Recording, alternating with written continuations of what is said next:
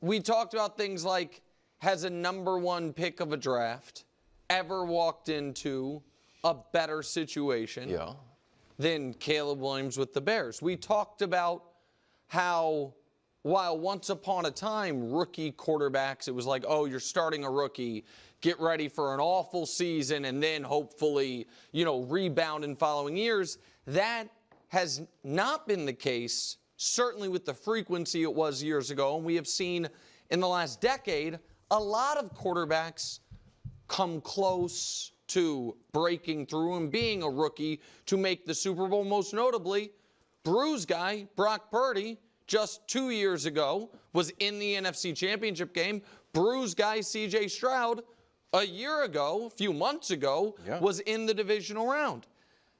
And we also discussed how all of the other NFC contenders have major and all of a sudden more and more red flags.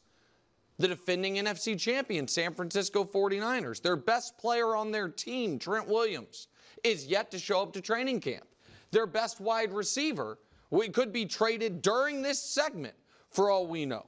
The Dallas Cowboys can't sign anyone on their team.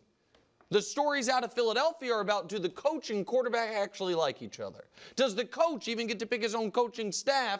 And there is still this fog of a supernatural funk hanging over the franchise, even though Brew is dismissing it. The Rams' best player retired. The Lions' kicker, unfortunately, got injured. And now we found out yesterday, Emmanuel Mosley got injured. So all of those things were reasons the Bears to the Super Bowl take just started looking more and more attractive. And then there is this, and which is why I feel the need, even though it is not predictions week, to make this declaration today. Because after tonight, there's going to be so many more suitors. Because after tonight, when the world gets to see Caleb Williams on Hard Knocks, when the only negative press he's gotten in months is he chastises his teammates about how clean the locker room is or isn't, I know what's going to happen by this time tomorrow. Everyone's going to be wanting to flirt with the Bears to the Super Bowl take. So I, like any wise man would, need to, metaphorically put a ring on the take to make sure everyone knows. Everyone knows where I stand and where we stand. Officially going. So I am here to say, after a long courtship, a few lovely dates, and a really transcendent weekend, I'm ready to move from the flirtation stage to the commitment stage. And I am picking the Chicago Bears and Caleb Williams to win the NFC and to be a rookie quarterback representative in the Super Bowl. Wow. Okay. Let's talk about this. You guys all know that I'm incredibly high on the Chicago Bears. That I'm super high on the Chicago Bears. That I think Caleb Williams is going to be great. That I think this team can be great. But his logic as to why it's going to happen, I think, is flawed. He's now trying to bring down other teams, like, for instance, the 49ers, the Lions, the Eagles. That's not how you get there. Do we say that the Chiefs are a great team, or that the other teams around them were not good enough? Let's ask Nick what he would say to that. Were the Chiefs good last year, yes or no? Or were the other teams just not good enough? He would say that Chiefs team's great. You got Patrick Mahomes, you got Andy Reid, top defense, yada, yada, yada. And if we even want to use other years past, not just last year. So when you want to just make that argument, I think that ends up being a weaker argument. Because I'm sorry to say, if you're a Chicago Bears fan, the Lions are a formidable foe. The Packers are a formidable foe. The 49ers are a formidable foe. The Eagles are a formidable foe. So, if you think that the Bears can get there, you have to explain why they can get there, because of what the Bears can bring, not what you think that those other teams are just having like random issues that'll end up being the death of them, apparently. So go buy it. Who has a better coach? The Bears or the 49ers? The 49ers. But who has the better quarterback? That's the question mark. Will Caleb Williams be a better quarterback than Brock Purdy? He should be. Who has a better quarterback? The Detroit Lions or the Chicago Bears? Should be Caleb Williams, but will he be the better quarterback today, year one? Or will Jared Goff's veteran and expertise and experience be able to still put him ahead of, say, a Caleb Williams? That's what you have to look at. You have to kind of go piece by piece. Who has a better team? Who has better coaches? And you got to look at this head to head, because I think the Chicago Bears will make the playoffs. I've said that without a doubt. I'm not going to sit here and try to say who's going to make it to the Super Bowl or who's not. I think that's just dumb and silly. I think that's just what they do on TV, because if he ends up being right, then you get to say, I'm a genius, I'm the smartest man in the world, and then we forget, though, that he also said that the Kansas City Chiefs were going to be undefeated, and they obviously weren't.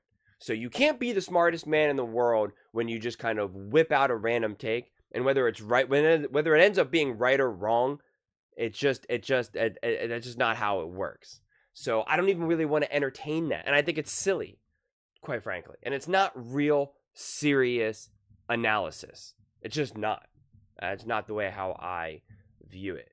I rather look at these things individually. Look at what the Chicago Bears have as a team, as a franchise. And who do they have to win? Who do they have to beat? They have to beat the Packers. They have to beat the Lions. They have to beat the Eagles. They have to beat the 49ers. That seems to be who these top teams should, in theory, all be, unless there's some other surprise and I may be missing a team. So to me, that's what it is. Now, we know quarterbacks like Jordan Love are ascending, and the Packers as a whole are ascending.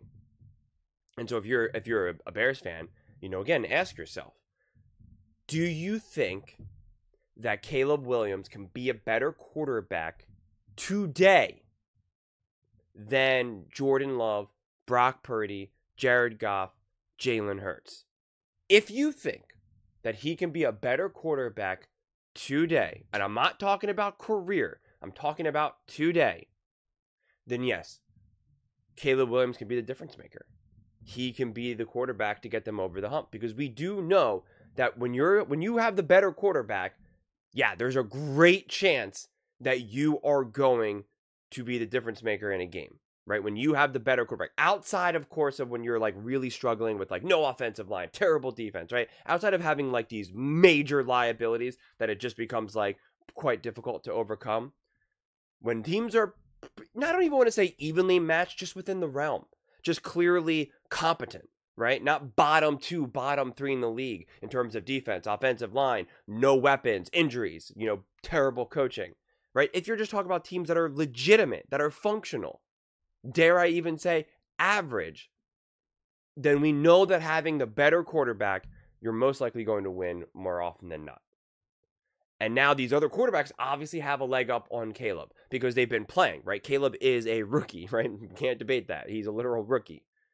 And I know we've seen these other quarterbacks succeed in the past, of course, right? And now that seemingly feels like it's a newer trend now. Having these younger quarterbacks be able to get success very early on. And it's like, well, then why would we expect that to stop with Caleb Williams? So it is interesting. It's an interesting question to contemplate.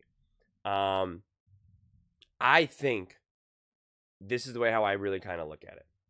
I think that if Caleb Williams is legitimate and he ends up being who we think he's supposed to be, then the other question is going to be, who does Jordan Love end up actually being? Who does Jalen Hurts end up actually being? Was Jalen Hurts a fluke? Did he just really have only one good year? Did Jordan Love really only just have some sort of run where he was able to put together 10 games? We already kind of know who Jared Goff is. I think Jared Goff is a really good to great quarterback. but we know that he's not going to suddenly turn into like a top 2 quarterback, right? We know who he is. You give him a good situation, he can ball out. He can play great.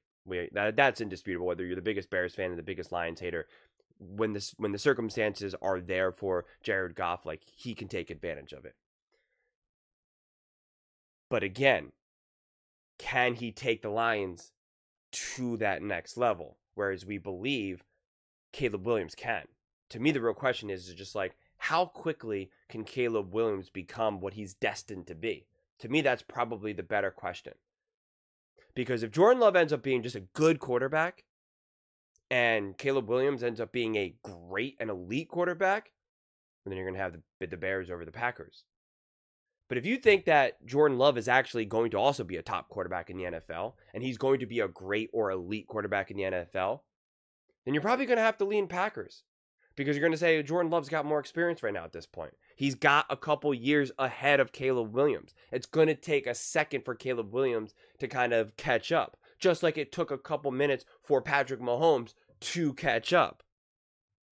Right? Like that's what we're talking about here. And that's not an indictment on the Bears or Caleb Williams. It's just recognizing who are these other great players that he has to now go through. And that was kind of like the perfect timing for Patrick Mahomes, because you pretty much had a lot of these other great quarterbacks kind of fading away, or they have already faded away. And so it was kind of like this perfect rise where you had now some of these other up and coming quarterbacks, but Patrick Mahomes was able to kind of get that head start. And now they're off to chasing him.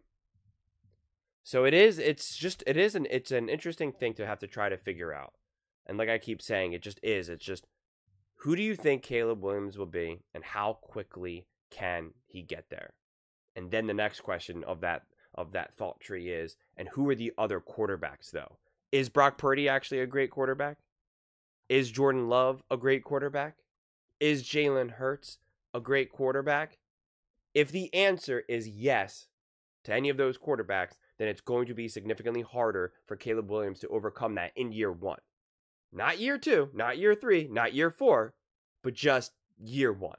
Because if those quarterbacks are great, then they should be able to be in a position where they can take advantage of a young rookie quarterback.